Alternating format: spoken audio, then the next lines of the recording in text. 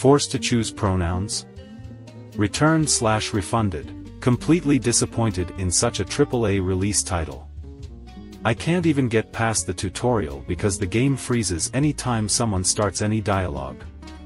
I have to tab out of the game and then tab back in, and it will say a sentence or two and then freeze again. I have an i7, 3060, and 32 GB of RAM, so this shouldn't be an issue.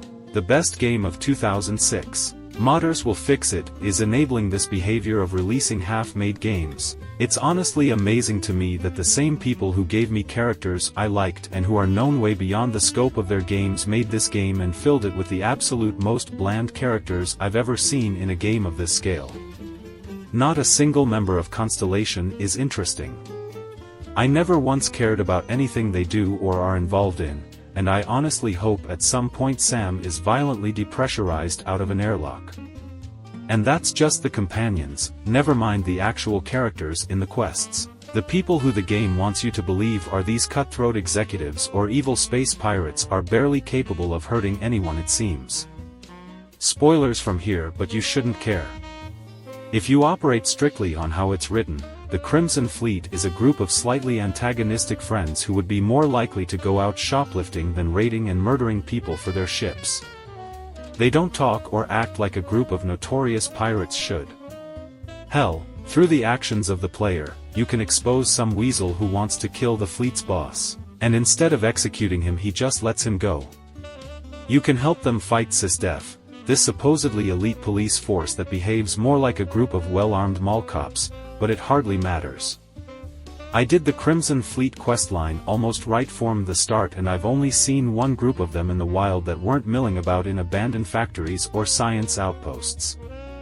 I can't tell you about the Rangers or the UC questlines because I got so bored being an inoffensive pirate I just stopped playing. Until the modders can make the game entertaining or something drastic happens to make the story good, I'd avoid this one. Nope. Asked for a refund. The game just looks like ass. Woke crap in it. Not a fan of the skill system. Clunky dialogue and story for what little I played. Not optimized. Bethesda Fast Travel Simulator 2023. Starfield, Bethesda's highly anticipated foray into the cosmos, left me with mixed feelings, along with an all-too-familiar frustration. One notable drawback was the absence of a dedicated exploration vehicle, which hindered immersion in this vast universe. But even beyond that, the heart of the issue was the procedural generation, which did not deliver the unique and meticulously crafted worlds I had anticipated. Instead, I encountered a series of planets that felt eerily similar, like variations on the same theme. Each planet suffered from the same underlying problem, a lack of meaningful content. They all shared a repetitive pattern, few points of interest, different alien species, and not much else. This sameness across the universe resulted in a pervasive feeling of monotony. It became clear that the size and quantity of these generated planets ultimately worked against the game, as they were devoid of anything truly interesting. The concept of planet scanning, which initially sounded intriguing, only exacerbated the issue. It promised the potential for discovery and wonder, but the reality was far from it. The mechanic lacked depth and meaningful rewards, making it feel like a tedious and unrewarding task. The narrative, regrettably, followed a somewhat predictable and formulaic trajectory, failing to captivate with any degree of complexity or intrigue. With planets offering little in the way of engaging content, the story lacked the necessary backdrop to shine.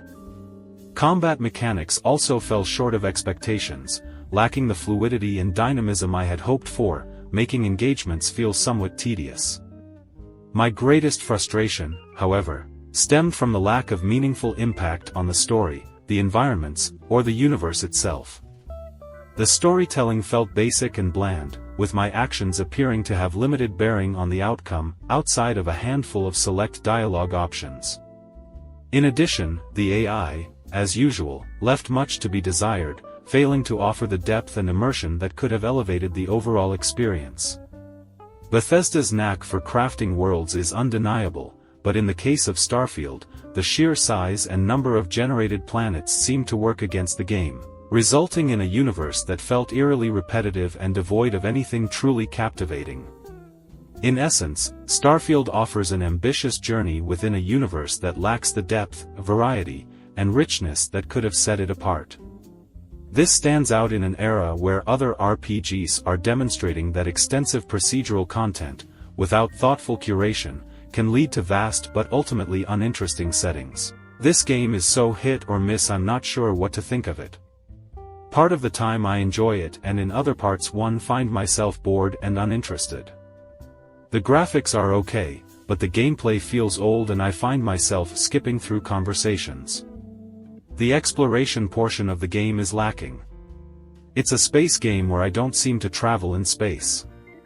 I use the map menu to jump light years away in a single loading screen. I don't take off and land, I just appear and disappear. The in-game economy seems out of whack. To buy a new ship you need a lot of credits, but if you have a ship to sell, forget it. It's not even worth taking it and flying it back to sell it. After registering it you make very little. I mean it's a spacecraft, yet it still has very little value. I often make more money by killing pirates and taking their space suits and weapons. That brings me to my next point, and I don't mean this as an insult towards the consoles, but the control appears to be based on that. Total lack of accuracy. Want something placed exactly where you want it? Good luck. Want some angled at an exact point? Good luck. Tap a button for this and hold a button for that is telling me that someone has a lack of buttons. Made for PC? I don't think so. I definitely see how some people could enjoy this game, but I can't recommend it. I should be traveling in space more, grav jumping more, landing and taking off more. Entire galaxies are bypassed via loading screens and much of the gameplay feels at least a decade old. They have the right parts of a space game, they're just put together in the wrong order. Ship cutscene, sit down cutscene, launch cutscene, jump to next area in space cutscene, dock at space station cutscene, exit space station cutscene, jump to next planet cutscene, land on planet cutscene, get out of chair cutscene, exit ship cutscene, you may now proceed to walk around the planet. No, there are no ground vehicles, so you have to walk. Have fun. Game is a glorified loading screen, you can't fly to locations in space. This is on top of the combat still being the same left-click spam for melee, and the exact same shooting as Fallout 4, Fallout 3, NV etc. Imagine spending 10 years making this game and calling it your biggest game ever. Good job, Todd. Just let modders fix your game. Again.